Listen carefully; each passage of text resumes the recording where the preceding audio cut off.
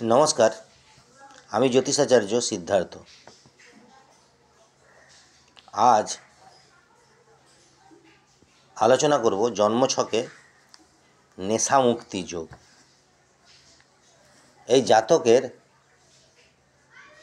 নেশামুক্তি, এটি একটি পুরুষের জাতক, যিনি সরকারি চাকরি করতেন এবং নেশাতে ধার দেনা করে তার সমস্ত কিছু শেষ হয়ে গেছিল।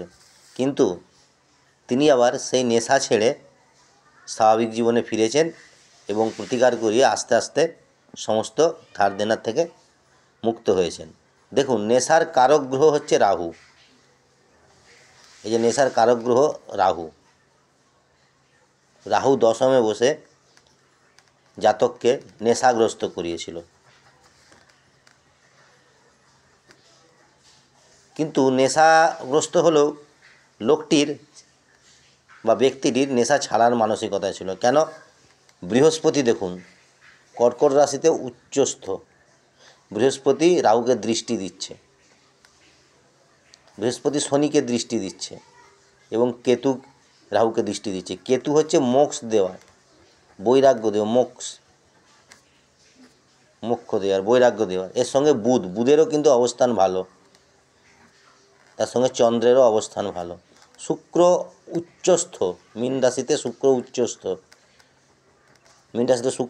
রবি স্বগৃহী এবং মঙ্গল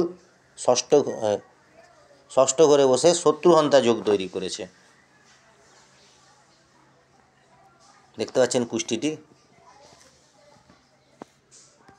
এইভাবে যদি বৃহস্পতি রাহুকে দৃষ্টি দেয়, সেক্ষেত্রে সেই জাতক স্বাভাবিক জীবনে ফিরে আসতে চায়।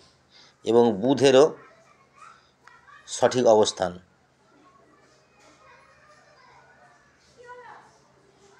শুক্র উচ্চস্থ, তাই সেই জাতক নেশা থেকে বেরিয়ে আবার স্বাভাবিক জীবনে ফিরেছে। তাই নেশাতে আসক্ত হলে যে স্বাভাবিক জীবনে ফেরা যায় না, এটি ভুল কথা। যদি সেইভাবে জাতকের জন্মছক থাকে, অবশ্যই নেশার থেকে ফিরে আসা যায়।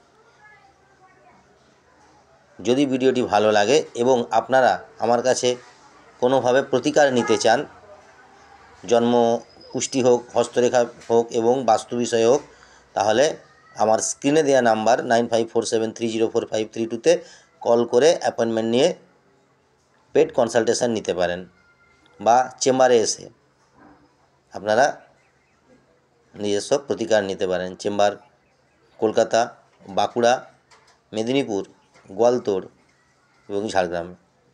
ধন্যবাদ। যদি ভিডিওটি ভালো লাগে লাইক, শেয়ার, কমেন্ট করে দেবেন এবং নিত্য নতুন জ্যোতিষীয় পরামর্শের ভিডিও পেতে চ্যানেলটি সাবস্ক্রাইব করে দেবেন। ধন্যবাদ।